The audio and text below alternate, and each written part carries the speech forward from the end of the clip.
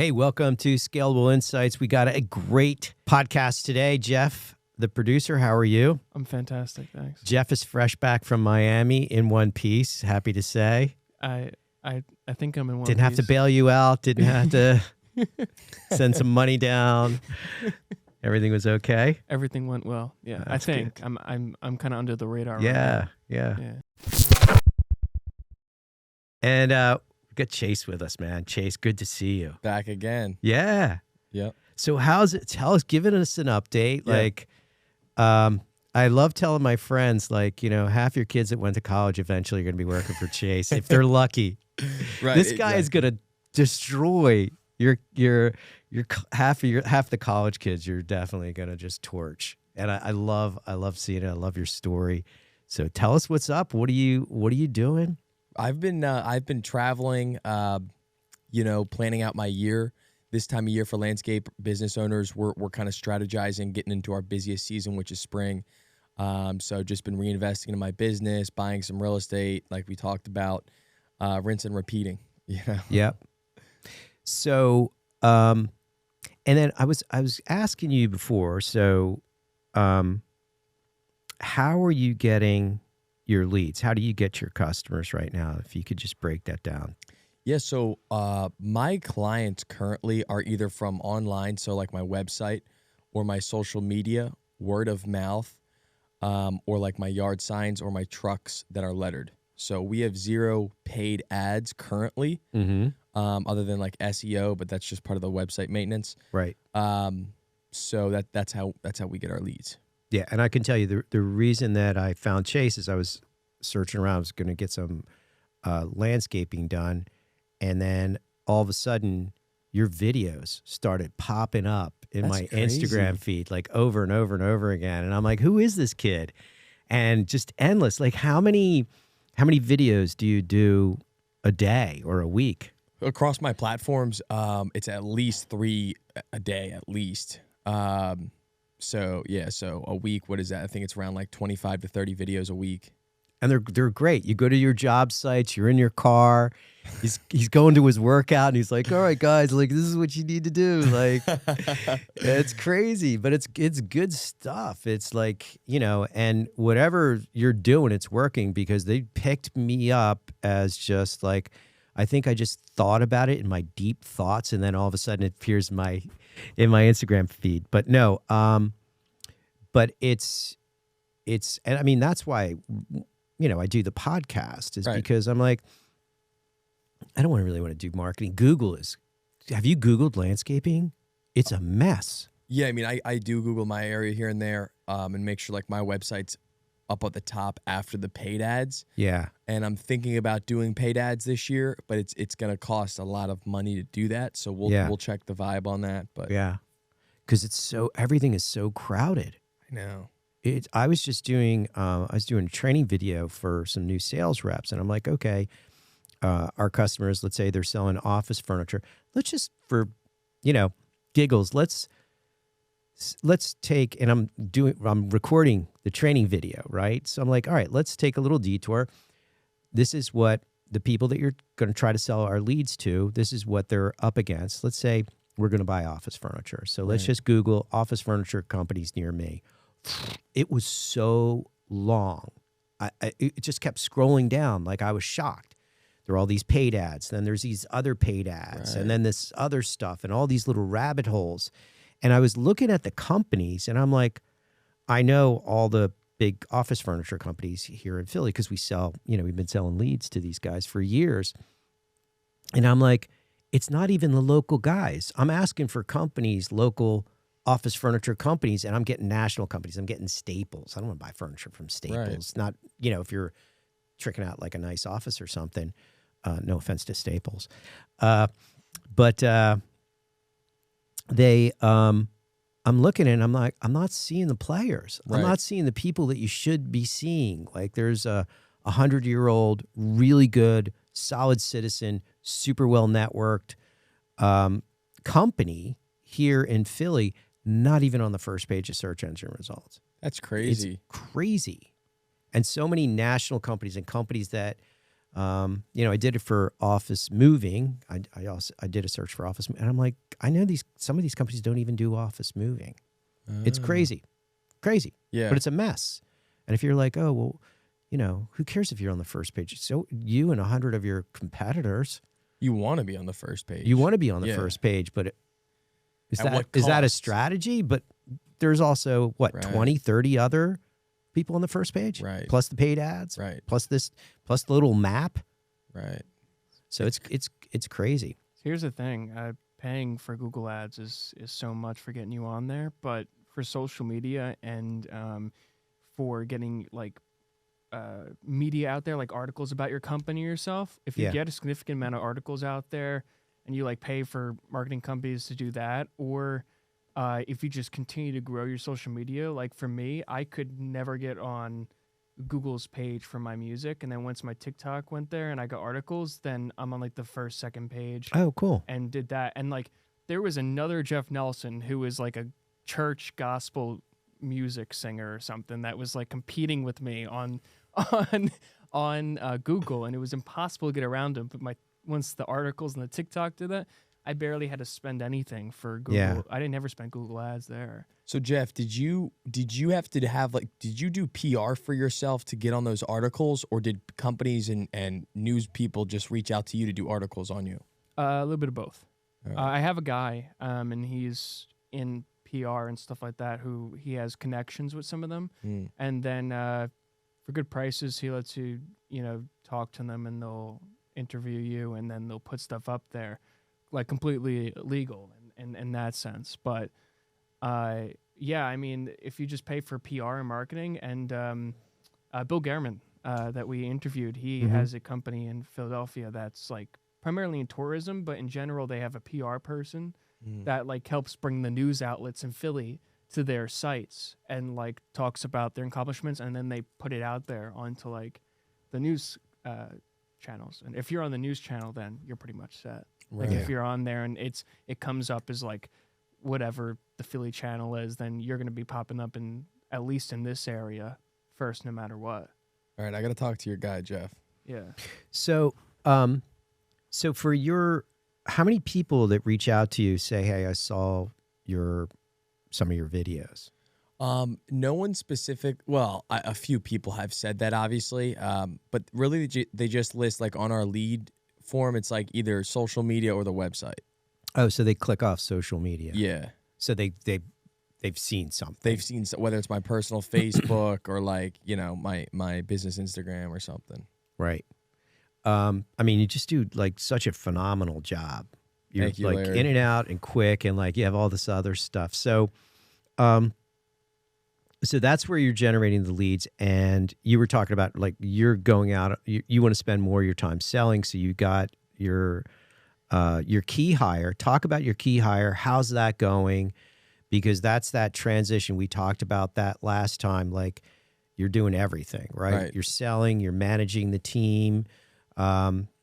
And so what's going on with that? Do you have a second crew? What's going on with your, what do you call him? Your supervisor? My project manager? Project manager. Yeah, Wes. I mean, Wes is doing great. He just got back from his 2-week honeymoon, delayed honeymoon thing. So, but no, he's doing great. We're moving to 2 crews. So currently I just do pretty much all the selling unless I'm out of town. Wes is trained to go out and do the estimates. I'd like to move more towards that. I just brought on a pre-CRM into my business to where every lead that comes in, whether they call, go through my website or social media, it prompts them, basically takes their phone number and it texts them. They have to submit, they have to answer 5 questions, and then they have to submit a video of their project, them walking around their property. So what I do is I take that into my lead dashboard. I send them out a price ranged quote. And then I say, hey, from here, here's your quote. I say in a message, hey, I'm gonna produce you a price range quote. From there, if it's within your ballpark, we'll schedule in-person consultation. And so my goal is to cut out a bunch of steps and just literally send out pricing, quick and easy, literally within an hour of them, calling my company, and saving myself tons of times. One thing I did this year too is we have about 30, 40 clients that we do spring cleanups for every year. I didn't even think about this, but last year I would follow up with them and then go set an appointment. Oh, and it usually be the same stuff. This time I had my assistant just go through, copy and paste everything we did for them last year. I went and put the pricing in, and we sent out 40 of them, and literally within 5 days we got 10 approvals, and then we sent out an invoice, and everyone's paid online. So like that's what I'm trying to like save myself time. Yeah. So, and it's interesting, you're putting a price out and people are so reluctant to do it. And I've coached my clients on doing this. So we were in the commercial moving business and we knew, I'd say to my clients to like get a price in front of the customer. Because once you get a price in front of them, you're in the game. Now you're in the hunt. Yep. If they don't have a price, You're not in the hunt. They're not in the hunt. Yep. And it's so hard to get a price out of people. Like I was getting, I think we're going to put up a curtain wall, like all glass exterior for here. And I'm like, I don't have any drawings. I don't have any plans. And I'm like, what do you think it's going to cost? And he's like, $100 this, da-da-da-da-da-da. I'm not going to hold him to it, but now I have a budget number in my head. Right. Versus people, oh, well, it all depends. Really? You've done this like for how many years? You should be able to say, yeah, this is what it's going to be. And I've tried to tell my customers that, and they don't do it. When I was in the commercial moving business, we would get leads, and they would be like, well, we're not moving for 9 months. Stay in touch. And then we follow. And then on one of the subsequent, and we'd follow up religiously, like every single month. Right. Nope, too early. And then one time in between follow-ups, and this is when we used to have a typewriter. That was a thing where you push buttons and it types onto a piece of paper and send out, all the information and a cover letter and all that. A letter is something, it's a piece of paper, it's physical. You fold it up, you put it in a thing called an envelope. How does it get to the client? Well, there's a guy called a mailman or a mail woman, and they take it in their little van and then they put it in the mailbox. Okay. Of those are those things at the end of the driveway that look like a lunch bucket. That? Yeah. So anyway, on one of the follow-ups, they were like, "Oh, Larry, I'm so sorry. I just went with your competitor." And I'm like, "Oh my God." And I'm like, "This is never happening again." Right. And I'm like, "What happened?" I did everything, perfect follow-up, all kinds of information, papered them. And I'm like, I didn't put a price. And so what I did is I took a bunch of my moves. How many people did we move in total? This was a 10-person, 50-person, 100-person move. Add them all up. Right. Divided by the total revenue. And I got exactly how much it costs to move per person on average. Sometimes it's higher, sometimes it's lower. But it's like $199.15.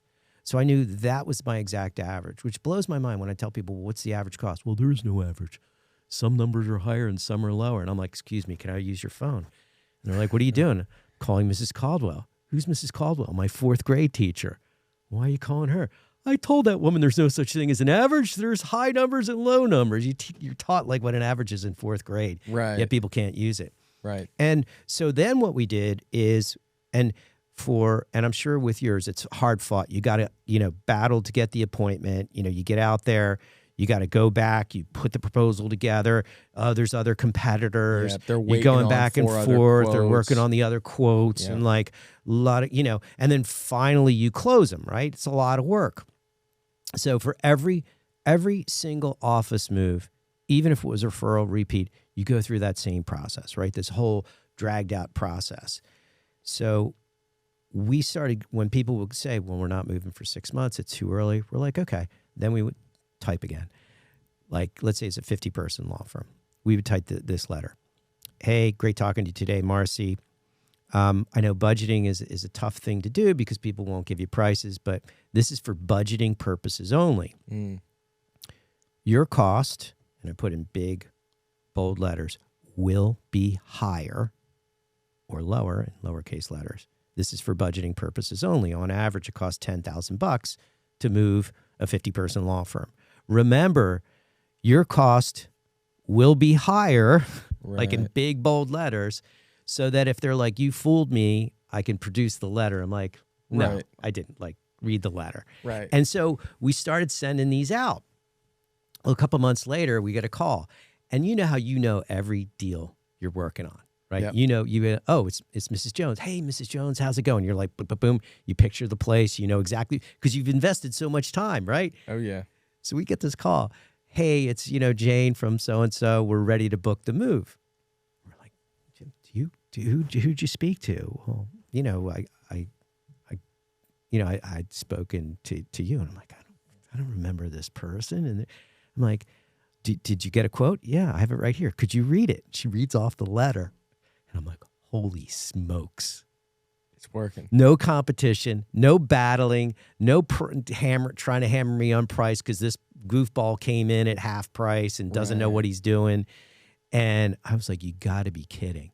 Just called up and said, book it. Because I put a price, sorry, I'm spitting. And I said, and in the letter, it says, I have to come out to give you a more accurate price. Exactly. And normally, hey, it's a long carry. You've got an elevator. You've got this. Right. It's going to be $12,000. She's like, okay. Right. And like you said, as long as there's a ballpark, and then usually if they show interest, like, hey, come out and give us in person, they're leaning towards going with you. And so it's pretty simple to explain that the elevator or whatever's extra is going to be extra. I'm so glad you said that. This is an important podcast, Jeff. Make a note of this. I have told my customers that story, and that we closed each of my locations, because we had Baltimore, Philly, and DC, but each of the locations probably closed 10 or 15 deals a year. Laydowns. Like, who gets a laydown? And my customers give me like a million excuses why they can't give a price out. Right. What are you, out of your mind? I just told you. Right. You're crazy if you don't do that. It's the easiest thing to do. Also, the customer appreciates it. Like, I'm trying to get like a rough idea what it's going to cost to do this glass. Is it going to be $500,000? Is it going to be $1 million? Is it going to be $2 million? I don't know. But the guy came out and he's like, bam, bam, bam, this is what we're going to do. I'm like, I have confidence in this guy. Yep. He's like, roughly this is going to cost. Well, if it comes back at like 25 or 30% or 50% more because he went into the details, I don't care. Right. I just want a rough estimate at this price, at this point. Right. And companies won't do it. Yeah. And as a buyer, like, and you got to buy stuff for your business. Yep. I don't know if it pisses you off, but I'm like, hey, roughly, I'm thinking about doing this. What do you think? Well, I can't. Dude, seriously, there's no average? Right. You should know, right? Exactly. Yeah. And one thing I'm learning as I'm like redoing this house and hiring contractors and whatnot is like, and maybe I'm just the buyer. I don't know, but like I've had different quotes for roofs and whatnot. And it's like some guy will do it for materials plus some sort of amount of labor or something. And it's like, and then I got like my close contractor that's redoing my bathroom, like looking at, and I'll talk, you know what I'm saying? It's like, not everyone buys based off price. Some people, like, if you can come in, like you just mentioned, your guy that came in here gave the glass quote, confident, gives you a price range, like you're meeting him in person, like those three things, buyers are going to be 100% more confident, even if you're thousands of dollars more. Yeah. You don't look good if you can't give me an estimate. Like, what are you holding back? Right. What kind of trickery are you up to? Right. Like, you should give me an idea. Yeah. But good on you. And I would say, continue with that. Yeah. Also, the single price might get people to close, and where you can say your costs will be higher or lower depending on exactly what the conditions are. Right. I need to come out to give you a firm price. Right. You might try the single price because they might just go, we're going to go ahead. But make sure in your proposal it says like 5 times I got to come out. Yeah, what I was doing, like we had a drainage proposal come in yesterday, and I did it like $48.50 to $52.50, depending on, and I put in the quote, depending on how long we have to bring your pipes out to the back of your yard, like things like that. Yeah, but I was just shocked, and then I'm just like, okay, somebody says we're not ready right now, boom, you're getting a price. It's the easiest thing to do, but you'd be surprised. Like I tell my clients to do this, especially the movers, and they're like, well, I'm telling you. 15 laydown, even if you got 10 laydowns or 5 laydowns. What do you mean by laydown? What's your definition? They just call up and say, yeah, book me. Okay, when you give them that preliminary like price. Yeah. They would literally just call up and say, yeah, I want to book the move. And what we realized happened was they're like, okay, the furniture's $500,000. The phone system's $50,000. Oh, the move's $10,000. Right, no brainer. Now, because they're so busy with everything, they would strong arm like my competitors. Hey, we'd like to give you a quick, I got it. Because they're just we got a guy. I know, it's going to be $10,000. I come out and it's like, and if it was $10,000, I'd do it for $10,000. If it was $9,000, you do it for $9,000. But then if there were special conditions, because I laid it out, I'm like, look, there's a long carry. We got to like walk from the truck. We got 200 yards before we can go up, or there's a stair carry. it's going to be 12 grand or 15. And they're like, okay. Right. Versus if you go out and now your competitors are going out, all you need is one goofball is like, well, I can do it. It's 10,000, but I can do it for 7. Now that sends this Pavlovian response in them. Oh, now it's just fun. Because you know how you negotiate for a car and you tell your buddies, right? Yeah, this guy was at 9 and I was going to get him down to like 8,250, you know what I mean? And you're just like, you start going for it. So now what the buyer is focused on is price.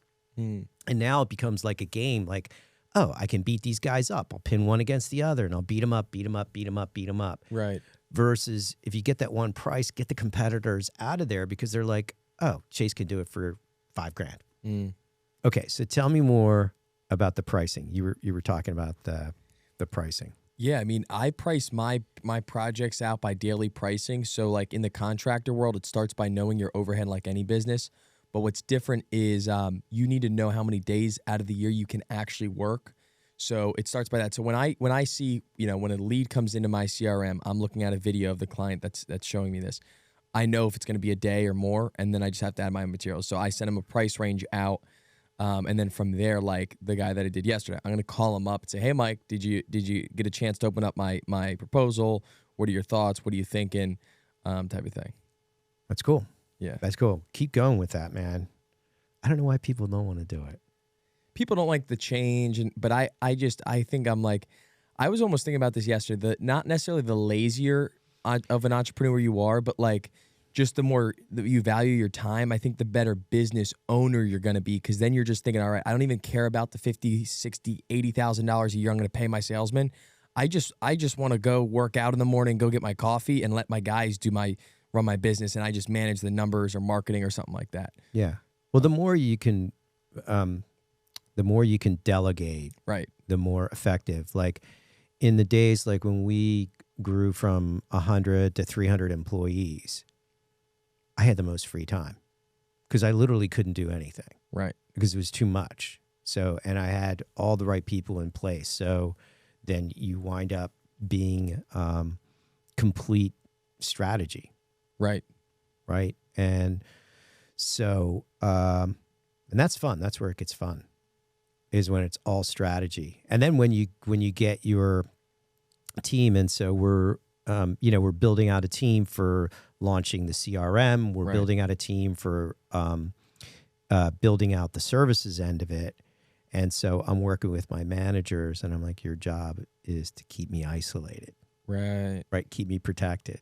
Like, and so some of my managers, I'm like, you got to stop dragging me in on this tactical stuff.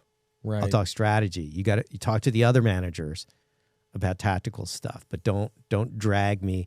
And what I used to say to my team, and this worked really well, and I just had this conversation with the team because I'm building out a new team now for these new products, which I'm really excited about, is that my job is to be in the future. My job is to be 2, 3, 4, 5 years in the future. Right. When you start bringing me in because Marcy or Jimmy, you've got this problem with Marcy or Jimmy, all of our future is stopped. Right. The We're growth back. stops. It stops. Everything stops. And once they realize it, then they start working with the other managers. Like instead of coming to me with Jimmy or, Sally or has this problem, you've got other teammates to talk to. Go to them. Right. Like keep me protected so that I can focus on the future. And the more time I spend in the future, then that sort of brings you forward. And that's a great way to put it. I didn't even think about that, but that's something like I could say to my managers, like, yo, this is my job. I'm trying to get us here.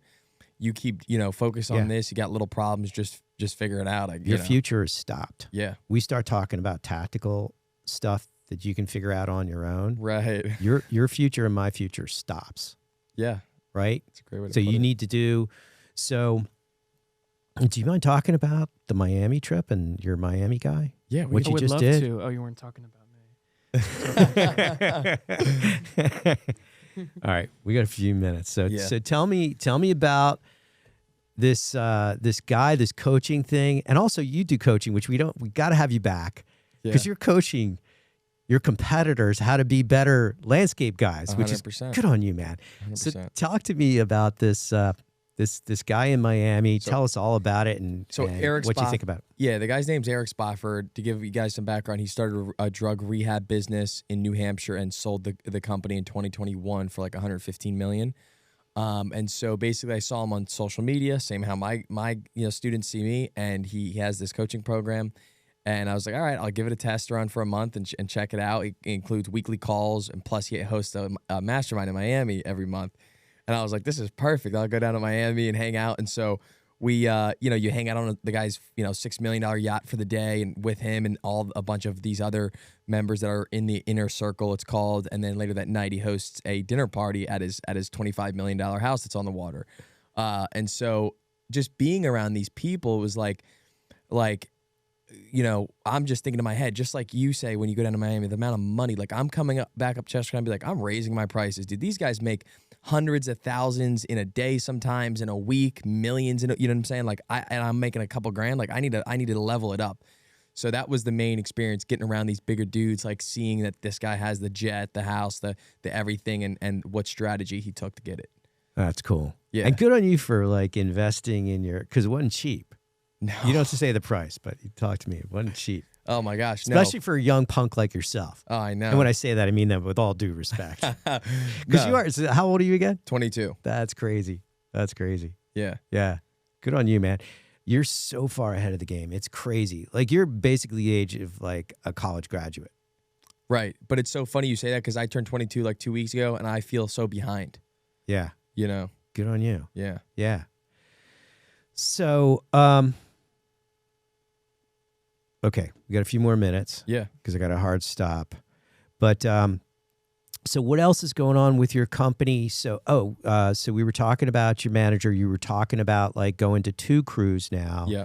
So talk to us about that. How is that going? Like hiring people, like who's hiring the people, who's interviewing them? Like how do you put that second? Because that's a critical crew, right? Oh yeah. Because now the first crew is not going to get all the attention that they got before, so they got to still perform. Right. And that ain't easy because they're, your crews are solving problems like all the time, right? On the job site.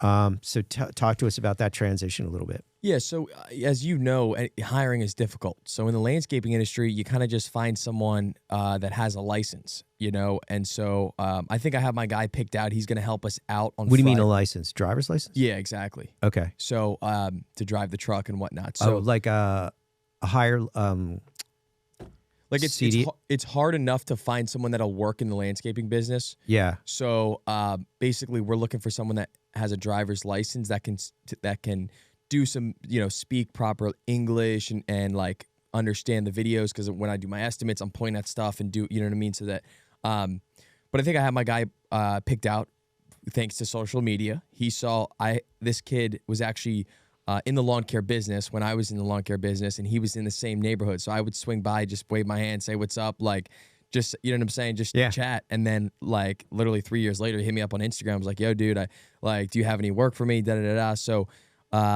he was my cameraman for a few days, and now I'm gonna like start bringing him in on these like spring cleanups with the crew for the month of March. He'll be with my project manager, learning our ways, like because Wes is good at training the guys. Yeah. And then I'm hoping April 1st he'll start, him and another team member will start doing like our spring cleanups, like our small jobs, and a 3-man crew keep doing our hardscaping jobs. Yeah. So that's cool. Yeah. That's an important point where you're getting Wes all set up to, it's Wes, right? Yeah. Yeah. A lot of people resist, making that transition and delegating because it costs you money, because they'll make mistakes. It costs you money. It's hard to do that, but you got to do that. And I still see that with companies where they can't make that transition, or they've got the wrong people in place. Right. And honestly, it's like, my second crew might not make me nearly as much money as my main crew, but yep. I'm 22. I just turned 22. Like I need to do this now before I get stuck in my ways. You know what I'm saying? So yeah. That's why I'm ready to move, even if it doesn't make me a boatload of money. Like, I don't care. I'll keep those guys busy, whether they're working in landscaping, doing some real estate stuff for me, or just like doing favors for people. That's gonna be like my favor crew. Like, oh, I'll send my guys out to you for a few days or something. Yeah. Good on you. Yeah. Well, listen, I'm sorry we don't have so much time today, but man, All it's good. great to see you again. I'm excited to watch you get to the next level. To get to the jet, Larry. That's the goal. It's the PJ, man. Exactly. It's all about the PJ. Yep. Yeah. Yeah. Good on you. Well, great to see you, man. Thanks for stopping by. Thank you, Larry. Jeff, the producer, thank you. Shout out to Jeff. I'm always glad to stop by as well. Yeah, exactly. he still looks a little peaked. I think he's had a. Where's the tan, Jeff? That's my question. The tan was around the umbrella. The umbrella got the tan. Smart. Oh, Smart, man. All right, man. See you later. See ya. Thanks.